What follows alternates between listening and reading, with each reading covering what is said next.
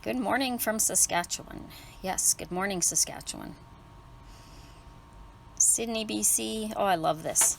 I just love how everybody all around the world can just join in. Okay, so today we are going to be talking about the Stitch Composer. And I was really excited to find out that this machine had this function because I want to be creative in so many aspects of my sewing and quilting, and this is just one more tool that I can use. So I'm sewing on the 9450, so the Memorycraft 9450 QCP, and it comes with a CD for a Stitch Composer, and other machines that you can that come with this program are the MC1200, all three versions of the MC15000, MC12000, MC15000, the 9400 and the 9450, as well as the Skyline S7 and S9, and the Continental M7. So if you have any of these machines and there was a disc in the box when you opened it up and you didn't know what it was and put it to the side, you'll want to grab it out after you see what I'm going to show you today. Okay, so I also want to mention that the Janome education team is now taking bookings with the Janome Canada dealers for online classes. So because of everything that's going on and the Janome educators can't be traveling to the different stores, they're going to be doing online classes similar to what you would get when you go to the Janome dealer and meet your educators, but it's going to be online, coordinated by your local stores. They've been sent all the information, so just ask them about it and see what they have planned, but you'll sit at home and get the education right on your computer. And then I think you can, and you'll be able to order, the new products that are shown or whatever. You'll be able to then just order them from that. So that's always great to know. Okay, so and that's for the Canadian consumers. I don't know what they're doing elsewhere. So I'm going to turn this back around shortly, and I'm going to show you all about the Stitch Composer and take you through creating a stitch, and then we're going to actually put it into the machine and stitch it out. So turning you around here, there we go. We're back on the computer. So right down here, I have my Stitch Composer. I downloaded it onto the computer, and that went very quick and easy. And when you open it up, this is what it looks like. So there's a lot of different things you can do. You can even take stitches that are already in the machine and you can change them. But today what I want to show you is how you can bring in a picture and then trace that picture to get the design that you want. So you don't have to try and do things freehand all the time.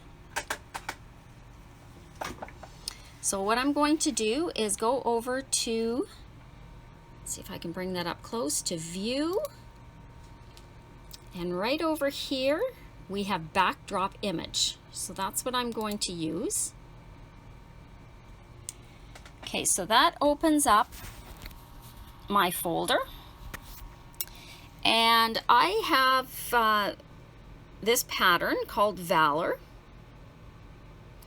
And it's got that nice big maple leaf on it. So what I've done is I've taken my photo of Valor and I've cropped just the maple leaf. And I'm going to double click on that, and it's going to bring it into the Stitch Composer.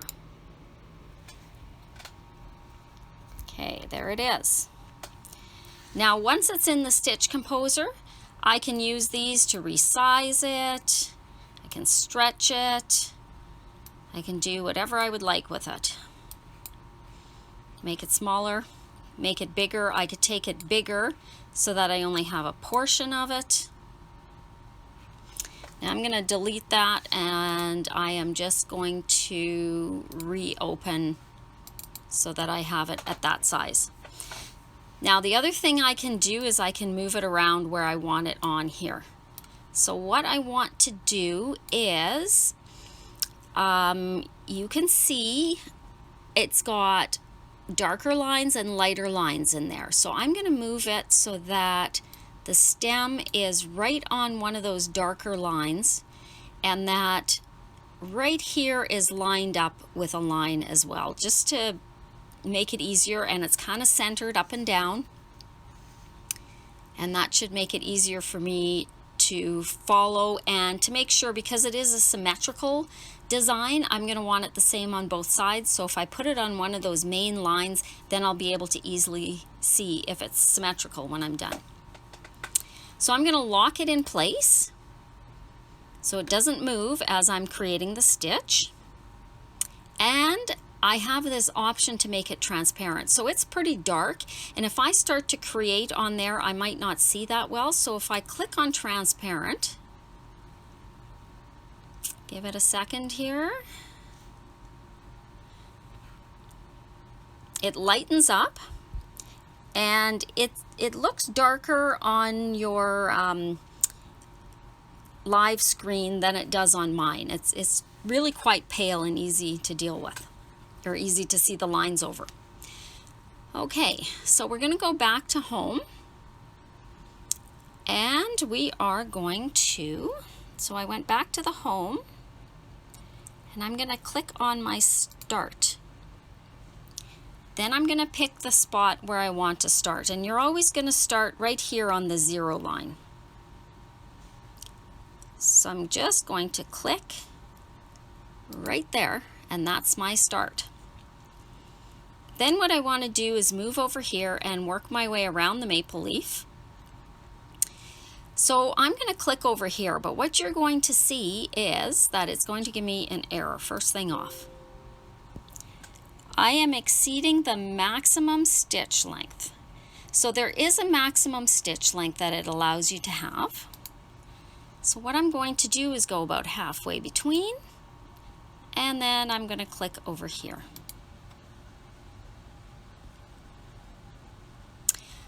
Then it's just a matter of continuing to click and follow around until I have gone all the way around my design.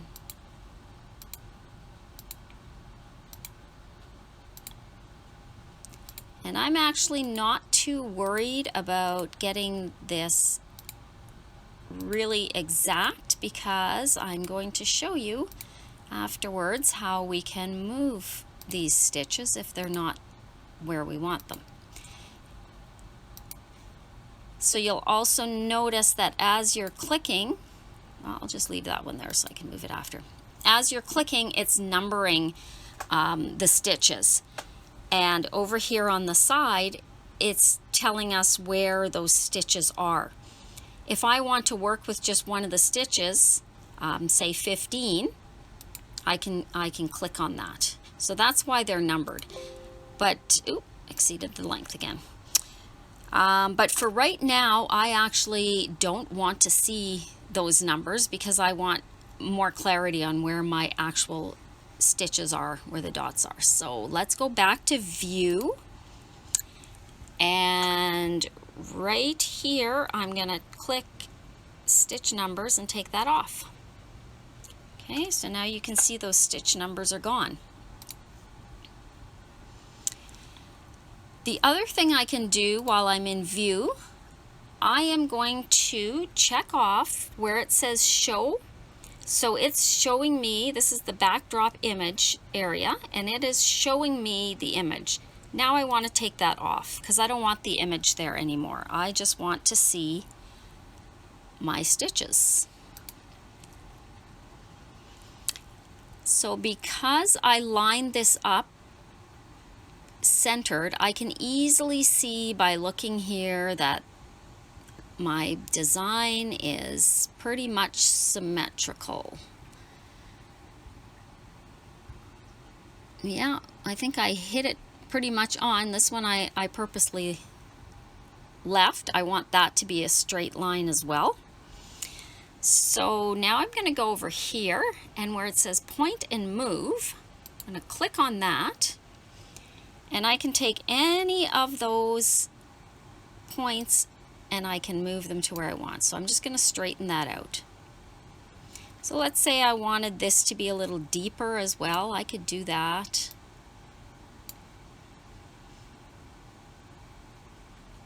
Yeah, I think that looks pretty good.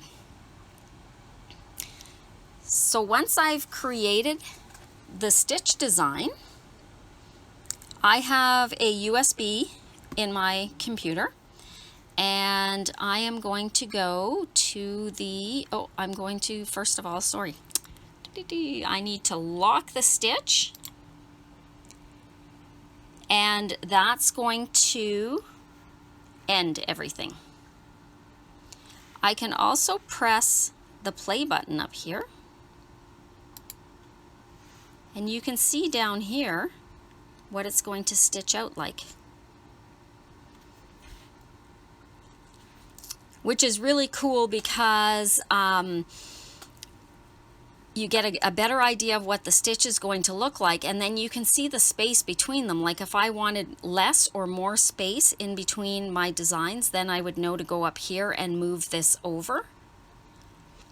But I think this looks pretty good. So then I'm going to go over to write a design. So that's over up here.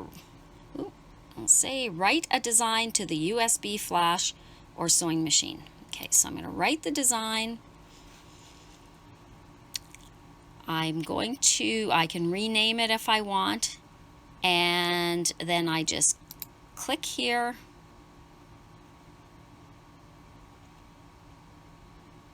Oh, USB drive, and save it. And we're going to save it into here along with all of my other stitches. It says it already exists. You want to replace it? No, I can't remember what that was, so let's rename it. I'll just put some zeros in there. Okay.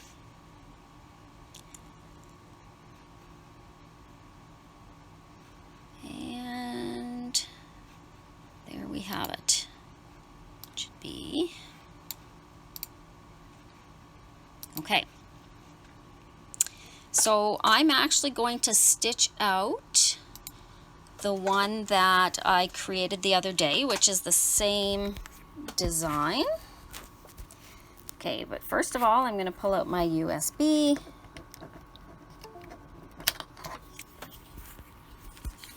And I'm going to plug it into the computer, or into the sewing machine, computerized sewing machine.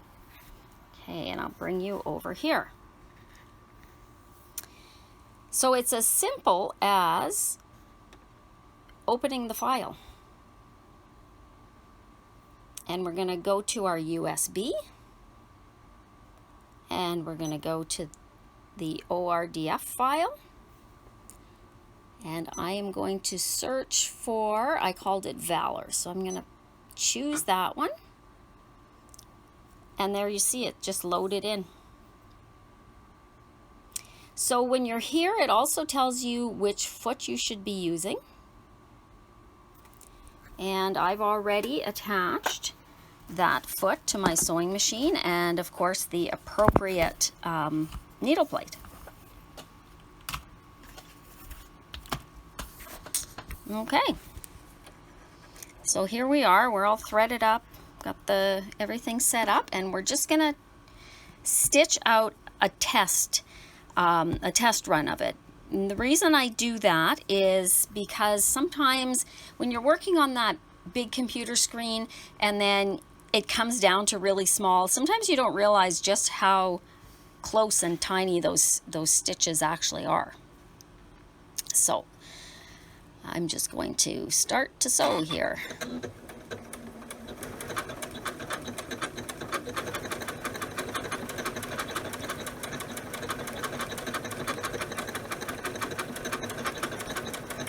and it's doing pretty good. It's not, there's no bunging up of the stitches because I have them too close.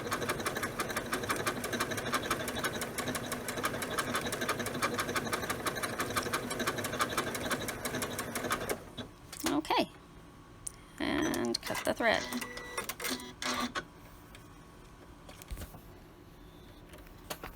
Okay, and there's what my stitches look like.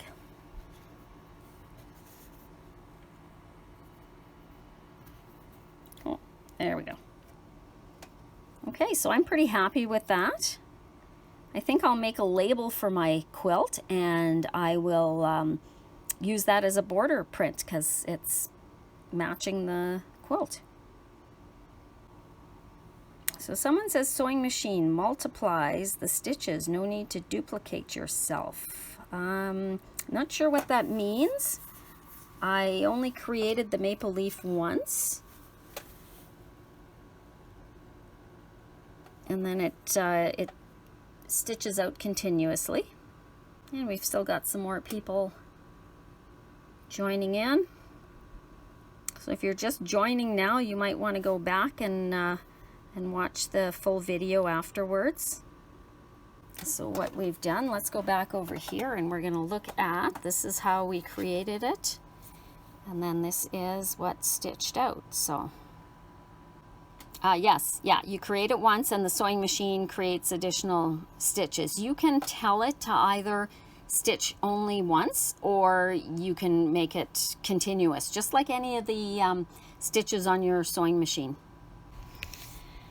So I've had a lot of fun playing with this. I'll just show you. No, I'm not gonna do that. Okay. So if we, oh no, I'll have to open it up the other way.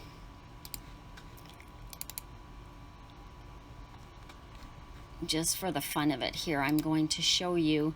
If you look here, I did screenshots of stitches as I was creating them. And I was kind of going gung-ho there for a little bit. I think I did 30 in one day because I was having so much fun.